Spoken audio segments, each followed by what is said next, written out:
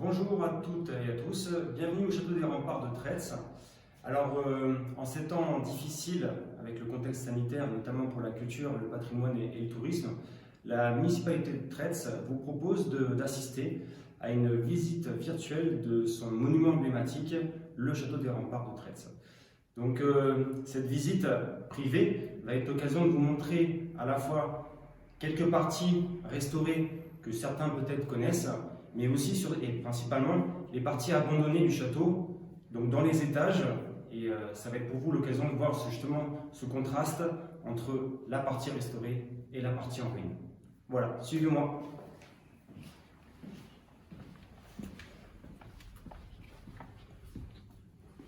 Donc voici la salle des mariages, donc une magnifique salle restaurée et assez bien conservée dans son ensemble.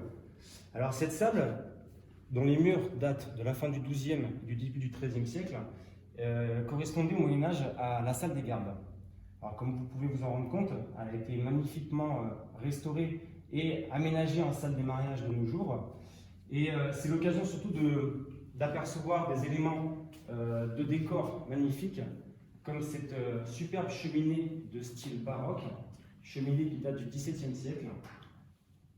On va se rapprocher des motifs pour en discuter un petit peu. Le baroque est une période architecturale assez chargée. C'est pour ça que vous pouvez voir sur cette cheminée des motifs à la fois végétaux, mais aussi un bestiaire. Notamment, regardez ces magnifiques lions sur la partie haute. Mais vous avez aussi des décors fantastiques. Dans la partie centrale, on peut apercevoir deux faunes au niveau de ce blason central. Donc les faunes sont des animaux légendaires, mais on pouvait voir aussi parfois des dragons, des démons, etc. Donc c'est des motifs qui sont assez courants à l'époque baroque. Alors cette cheminée a été restaurée en partie, mais ça permet quand même de se rendre compte de son état global à son origine. Sur les côtés de cette magnifique cheminée, vous avez deux portraits de seigneurs de Traits et de Peigny, la famille Thomassin. Famille Thomassin qui a racheté ce château en 1769.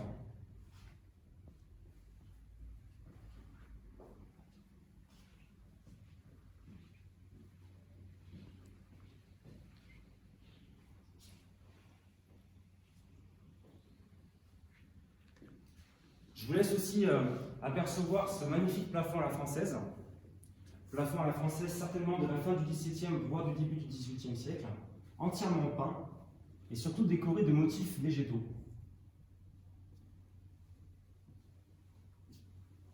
Alors étant la salle des gardes au Moyen-Âge, il faut s'imaginer bien sûr cette salle remplie d'étagères et d'armures, d'armes, etc.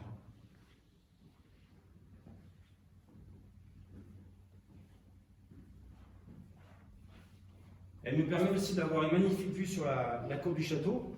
Donc cette cour qui nous sert de lieu de spectacle, notamment durant la période estivale, et qui longe du coup les remparts du XIVe siècle.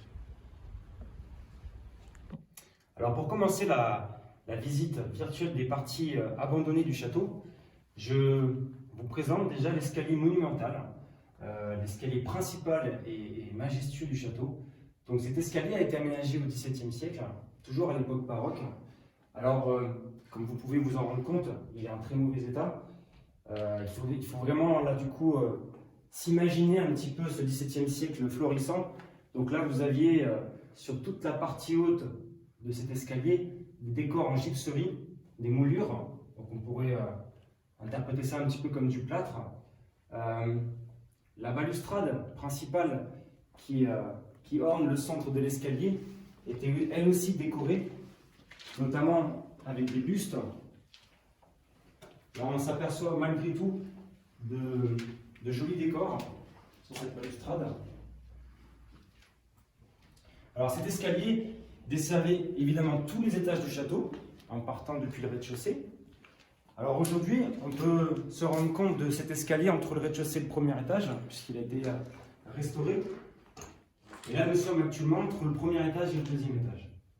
Voilà, donc sur les parties hautes, on se rend compte certaines traces encore de ces gypseries, ces décors, ces moulures en gypserie.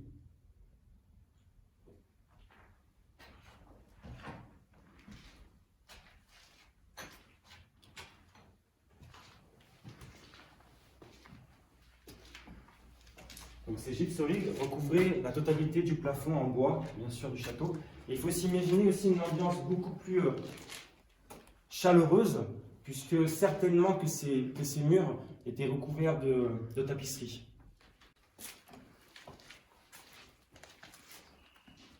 Et nous arrivons donc au deuxième étage du château. Là, je vous amène dans une salle vraiment imposante, qui a une histoire assez, comment dire, enfin, qui a surtout une utilisation assez controversée.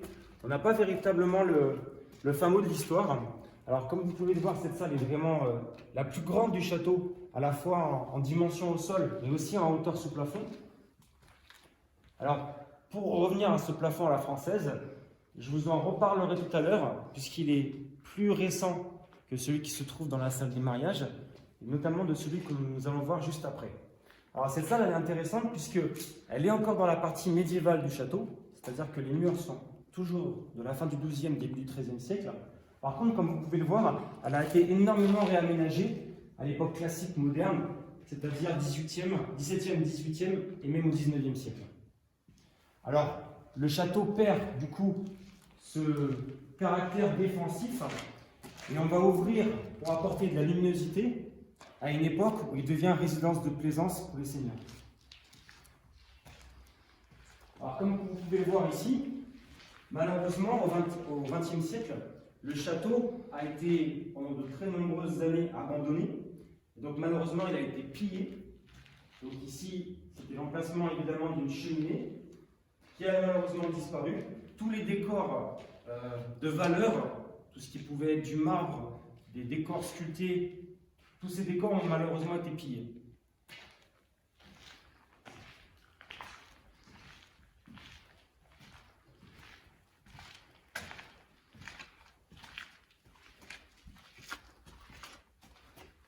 Là, en revanche, ce magnifique plafond à la française, lui, est assez visible, malgré quelques endroits détruits lors d'un incendie au XXe siècle.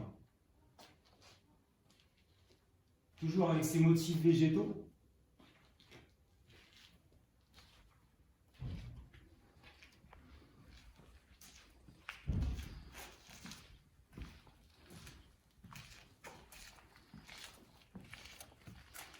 À cet emplacement, nous arrivons dans une autre période du château.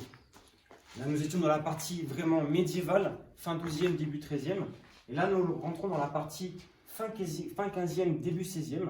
Donc là, comme je vous disais tout à l'heure, nous perdons complètement l'aspect défensif de ce type de monument pour ensuite passer dans des lieux de plaisance, des lieux familiaux, très lumineux. Et tout ça, on s'en rendra vraiment compte à la fin de la visite, lorsqu'on apercevra à l'extérieur les deux façades du château avec ces deux périodes de construction. Nous allons passer dans un petit escalier en colimaçon, réservé au personnel du Seigneur.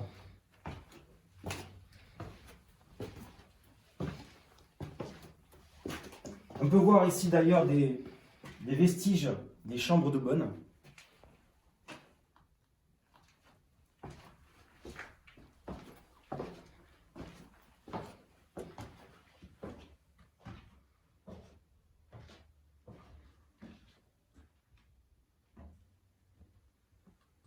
Alors nous revenons maintenant du coup, après avoir emprunté cet escalier en colimaçon, nous sommes redescendus au niveau du premier étage.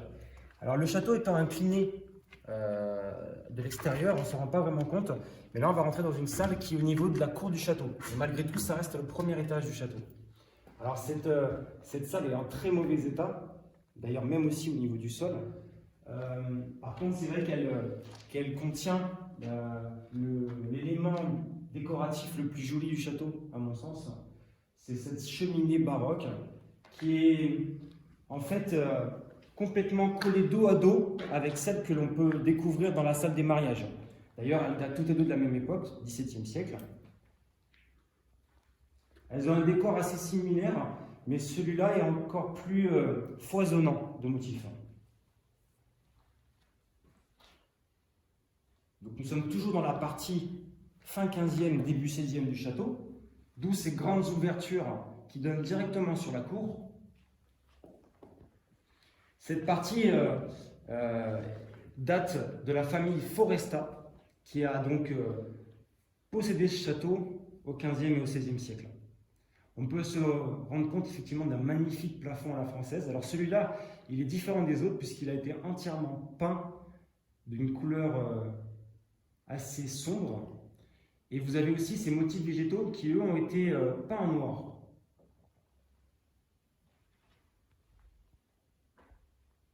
Alors on va pouvoir se rapprocher un petit peu de la cheminée, notamment toute sa partie centrale et la face de cette cheminée.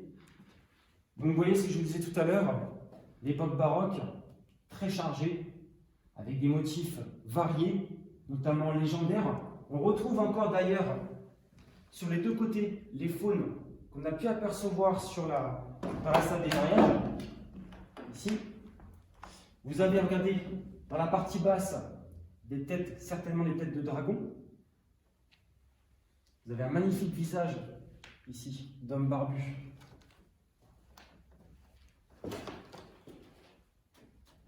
On retrouve un bestiaire, des animaux tels qu'ici certainement des sangliers. Vous avez aussi peut-être des fauves.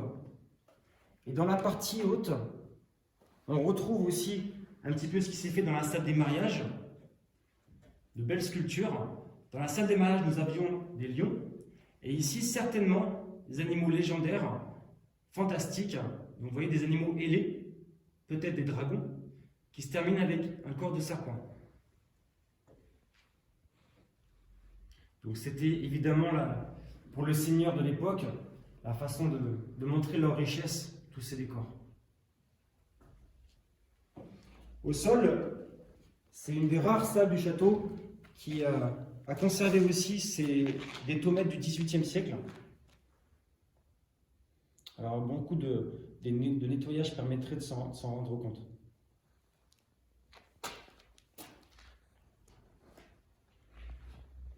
Donc nous avons repris l'escalier en colimaçon, emprunté tout à l'heure, et nous arrivons au dernier étage de la partie fin 15e, début 16e du château, la partie donc la plus récente au niveau des murs. Alors comme vous pouvez vous en rendre compte, cette salle est baignée de lumière.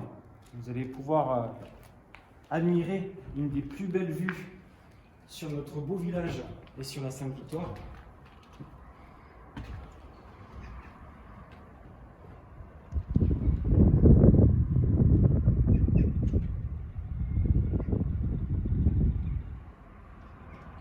Alors ces fenêtres sont ouvertes puisque la façade du château au niveau de la place Audric est actuellement en cours de travaux. Ça va se terminer d'ici très peu de temps et les menuiseries sont en cours d'installation. C'est pour ça qu'on peut profiter de ces ouvertures. Alors dans cette salle, on peut voir que les murs sont en très mauvais état. En revanche, la charpente, elle, est belle puisqu'elle est assez récente. Sur le mur, au fond, on peut se rendre compte aussi de petites niches, certainement d'anciens boulins, donc ce qui correspond au colombier, au pigeonnier du château. Nous rentrons dans une autre salle assez emblématique du château. On s'en rend compte, grâce à la lumière de mon téléphone, que cette salle est entièrement voûtée. C'est une voûte en berceau. Donc c'est un arc parfait, un demi-cercle parfait. On peut aussi y voir ce qu'on appelle des arcs doubleaux qui permettent de consolider justement cette voûte en pierre très lourde. Alors on peut voir qu'effectivement cette salle manque énormément de luminosité. Seule une petite ouverture au fond a été murée. Alors c'est très rare de voir des salles de cette ampleur avec une voûte qui part depuis le sol. Alors il y a des hypothèses pour ça. Alors les spécialistes ont des avis qui varient sur l'utilisation de cette salle. Certains ont pensé que ça pouvait correspondre à l'ancienne chapelle du château. Alors c'est vrai que dans les chapelles, souvent, dans les édifices religieux, on peut voir des voûtes de ce type. Mais là, le fait de ne pas avoir d'ouverture, c'est quand même énigmatique. Alors après, l'autre hypothèse, c'est que le plancher où nous sommes actuellement n'existait pas à l'époque de la construction du château, puisque là, nous sommes vraiment dans le cœur primitif de ce monument historique de Tretz. Donc ce plancher n'existait pas, et que les salles se superposaient et ne formaient qu'une seule pièce. Ce qui pourrait donc expliquer pourquoi est-ce que celle-ci ne possède pas d'ouverture, aucun puits de lumière.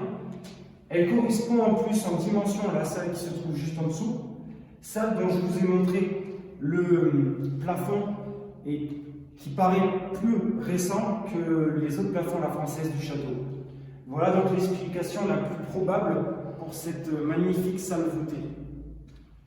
Donc après avoir repris l'escalier d'honneur, l'escalier central du château, nous arrivons au dernier étage de la partie médiévale, donc la partie fin 12e et début 13e du château.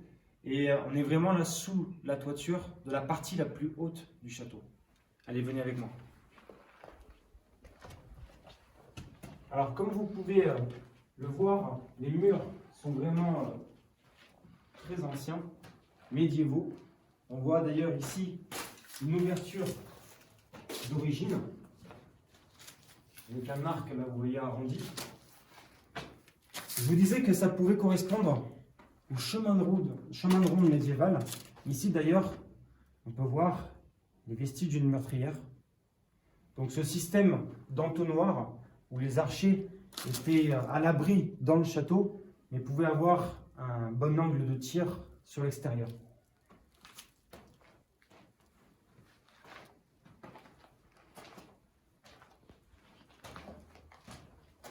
Alors gardez bien en mémoire cette pierre, je vais vous en parler juste après. L'intérêt aussi de ce niveau du château, c'est le sol. Vous voyez, ce sol fait très ancien, en pierre brute. Nous sommes exactement au-dessus de la voûte, de la salle voûtée qu'on a vue tout à l'heure. Ce qui permet aussi d'expliquer pourquoi est-ce qu'on a utilisé une voûte aussi imposante, aussi massive, dans une salle en plein cœur d'un château. Et bien justement pour soutenir ce sol très lourd. Donc cet espace était bien sûr ouvert, c'était un toit terrasse, la charpente n'existait pas, c'était un point de vigie aussi pour les soldats, pour surveiller les alentours, le point le plus haut du château. Un véritable chemin de ronde.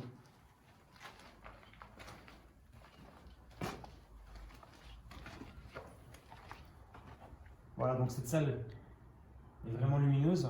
Ça me permet de se rendre compte de tout ce côté défensif. On arrive aussi à imaginer une meurtrière à cet endroit-là. Une autre juste ici. Et une dernière à cet emplacement. Celle-ci est importante puisqu'elle couvrait la place Audric. Donc nous sommes vraiment juste au-dessus de la place Audric. Pourquoi? Parce que l'ouverture que vous avez au rez-de-chaussée correspond à la seule entrée qui existait au Moyen-Âge. Voilà. D'ailleurs, si on se rapproche de cette fenêtre, alors excusez-nous pour le grillage, on peut apercevoir juste ici ce qu'on appelle une échauguette. Donc c'est une petite avancée en CI, voilà, sur la façade du château, avec des mâchicoulis, ces ouvertures que vous pouvez voir sur la partie basse. Donc les mâchicoulis qui permettaient de balancer notamment des pierres sur l'assaillant. Donc cette échauguette était placée juste au-dessus de l'entrée principale et de la seule entrée d'ailleurs qui existait au château au Moyen-Âge.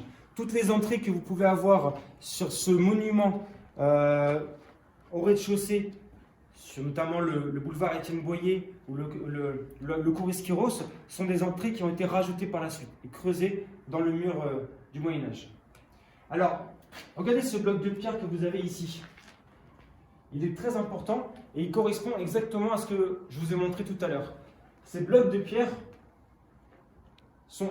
correspondent aux gargouilles qui se trouvent sur la place Audric. Les gargouilles sont composées d'un bloc de pierre unique, massif, tellement lourd qu'une bascule est importante à l'intérieur. Voilà. D'ailleurs, cette gargouille, on va pouvoir peut-être en voir l'extrémité, la tête juste ici. Voilà. Ces gargouilles qui permettaient d'évacuer le surplus d'eau et d'alimenter un puits. Alors, je vous disais qu'on est sur la partie vraiment la plus haute du château, donc la partie médiévale la plus ancienne. Et d'ailleurs, vous voyez, on surplombe la toiture de la partie fin 15e, début 16e du château.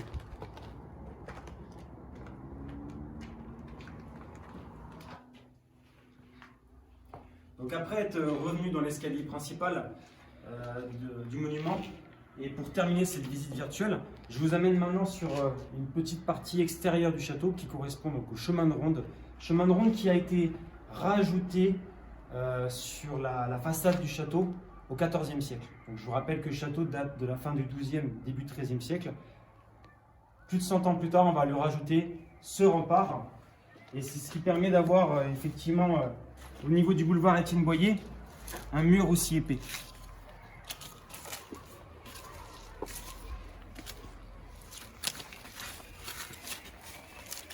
Donc le chemin de ronde du château, le rempart de la ville, ceinturait évidemment toute l'enceinte, toute la cité de Trètz. Là vous avez exactement la largeur de ce rempart.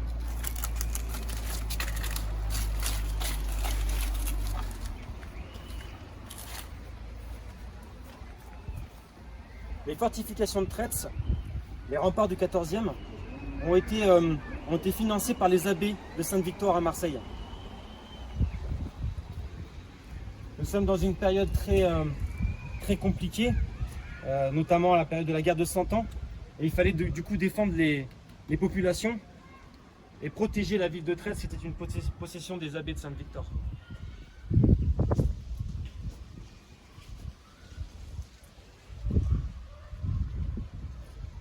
Alors le rempart contenait 4 entrées de ville et 8 tours de défense. Donc 4 portes fortifiées et 8 tours de défense.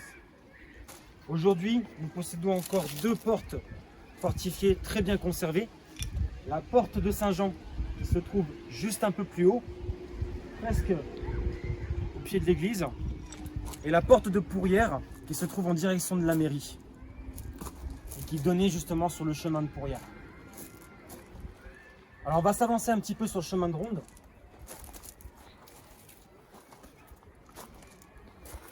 Comme ça on va pouvoir avoir une vue d'ensemble sur les façades du château.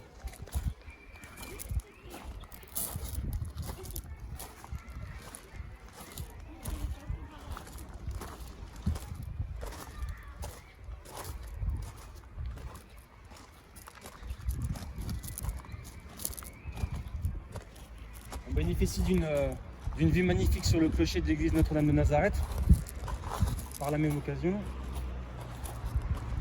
Et on va se positionner sur une des tours carrées du château.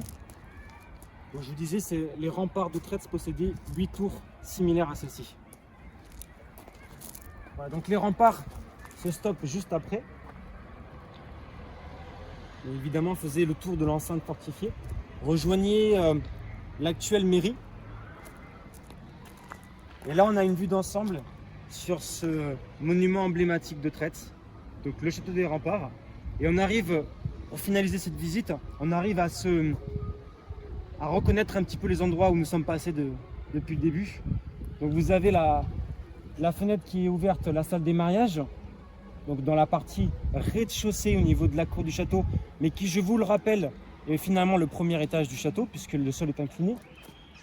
La salle qui est attenante est la fameuse salle avec la magnifique cheminée baroque. Et ensuite, nous sommes montés dans les étages. Donc la partie que vous avez on voit très bien la fissure au niveau de la façade.